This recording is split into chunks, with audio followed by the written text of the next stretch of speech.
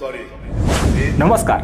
अनेकदा आपल्या वादग्रस्त वक्तव्यामुळे वादाच्या भोवऱ्यात सापडणारे उपमुख्यमंत्री अजित पवार यांनी शनिवारी वडू बुद्रुक येथील छत्रपती संभाजी महाराजांच्या समाधीस्थळाच्या परिसरातील विकास कामांच्या भूमिपूजनावेळी एक नवा वाद ओढून घेतला आहे।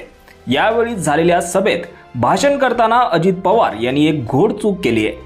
अजित पवार भाषणावेळी संभाजी महाराजांची प्रशंसा करत होते, तेव्हा भाषणाच्या ओघात अजित पवार यांनी म्हटले की छत्रपती संभाजी महाराज त्यांच्या आयुष्यात एकही निवडणूक हरले नाहीत। खरं तर संभाजी महाराज एकही लढाई हरले नाहीत असं अजितदादांना म्हणायचं होतं, परंतु भाषणाच्या ओघात त्यांच्या तोंडातून लढाईऐवजी निवडणूक हा शब्द निघाला। त्यावेळी व्यासपीठावर बसलेल्या उपमुख्यमंत्री देवेंद्र फडणवीस यांनी लगेचच अजित पवार यांना चूक लक्षात आणून दिली आहे।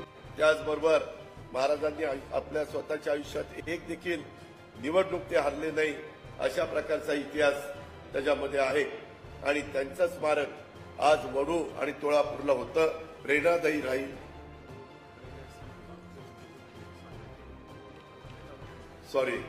मी ते राजकारणामुळे निवडणूक म्हणलं, ते लढाई हरले नाही काय।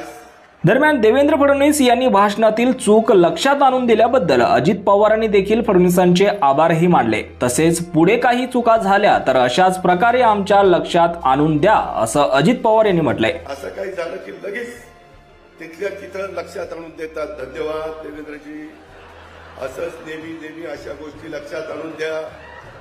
आणि मित्रांनो, ते एकही लढाई हरले नाही। येतानाच माझा मुख्यमंत्री उपमुख्यमंत्र्यांचं त्याबद्दल बोलणं चाललेलं होतं, परंतु चुकून शब्द गेला, त्याबद्दल दिलगिरी व्यक्त करतो। मात्र अजित पवार यांच्या या वक्तव्याचा व्हिडिओ सोशल मीडियावर व्हायरल होत आहे। यावरून आता विरोधकांकडून अजित पवार यांना लक्ष्य केलं जाऊ शकतं। यावर तुम्हाला काय वाटतं? तुमची प्रतिक्रिया कमेंट बॉक्समध्ये नक्की कळवा आणि असेच राजकीय घडामोडी पाहण्यासाठी चॅनलवर नवीन असाल तर सबस्क्राइब करून बेल आयकॉन दाबण्यास विसरू नका। धन्यवाद।